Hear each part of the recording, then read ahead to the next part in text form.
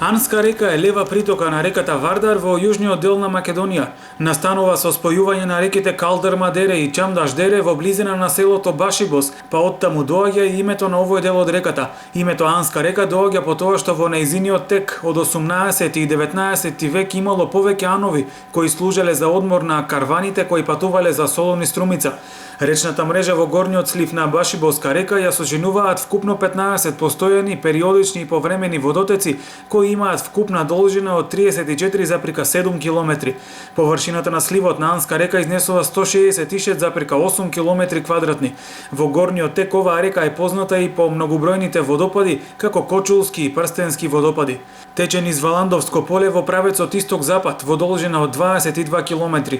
Изворните краци се на јужните поли на Беласица, близу македонско-грчката граница. Утоката се наоѓа северозападно од селото Марвинци, близу до патот Скопје-Гевгелија.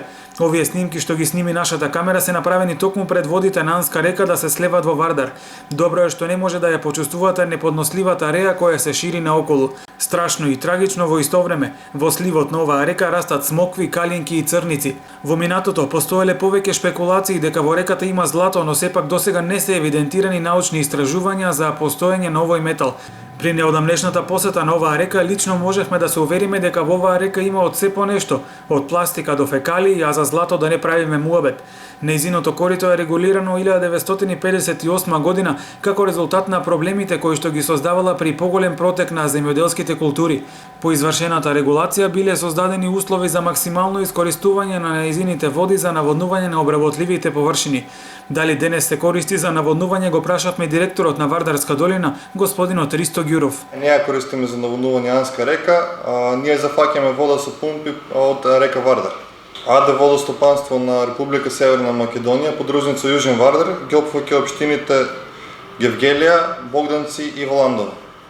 Системот е во спремна состојба, се работат само конечни некои работи на пумпните станици се тестираат во Валандово и истите ќе бидат пуштени во најбрзо време. Не смее да се дозволи ваквите води да влезат во реката Вардар, бидејќи потоа навлегуваат и во подземните води, а ако влезат во нив, потоа не може да им се следи трагата. Можат да загадат бунари и земјоделски производи кои потоа ние ги конзумираме. За жал денеска оваа река единствено служи како колекторски систем за фекалната и атмосферската канализација од Валандово, Пирава и Јосифово.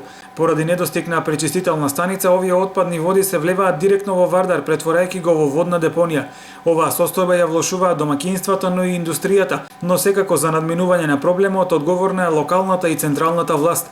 Иако е загадена, некои несовесни граѓани сепак ги користат нејзините води за наводнување, а со тоа индиректно придонесуваат производите кои се добиваат на ваков начин кога ќе дојдат до трпезите на крајните потрошувачи да бидат штетни по нивното здравје.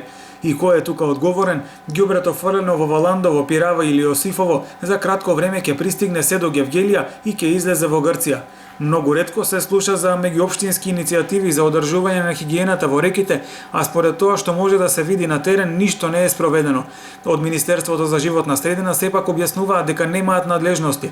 Обврска на локалната самоуправа преку јавните комунални претпријатија е да го собира комуналниот отпад. Несоодветното отстранување, вклучувајќи го и изфрлањето во речните корита, треба да го казнуваат комуналните инспектори и овластените инспектори за животна средина. Министерството нема надлежности овде, освен ако утврди дека комуналните претпријатија не се придржуваат кон прописите, објаснуваат оттаму. Општиот заклучок на експертите е дека реките се чисти само на своите почетоци во првите километри, а потоа стануваат се позагадени. Но уште многу истражувања треба да се направат. Реките треба да се делат на делници и секоја од нив да се истражи посебно, за да се утврди што влијае врз нејзината состојба и како да се поправи тоа. Според концентрацијата на органски и неоргански параметри, како и на тешки метали, водата во реките се дели на 5 класи, од прва најчиста до 5-та најзагадена, објаснуваат од Министерството за животна средина и просторно планирање. Во светот локалните заедници обично градат посебен однос кон реките покрај кои живееле стотици па и илјадници години. Познати се многу примери во кои токму тие се првите противници да се користат водите за индустријата, да се градат брани или слично.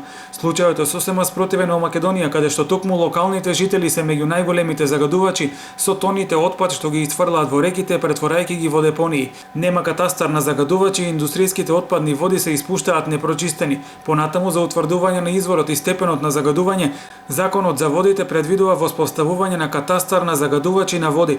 Катастарот треба да содржи податоци за активностите и објектите кои што представуваат или можат да представуваат ризик за животната средина и поединечни медиуми, опфаќајќи ги индустријските постројки и јавните комунални претпријатија.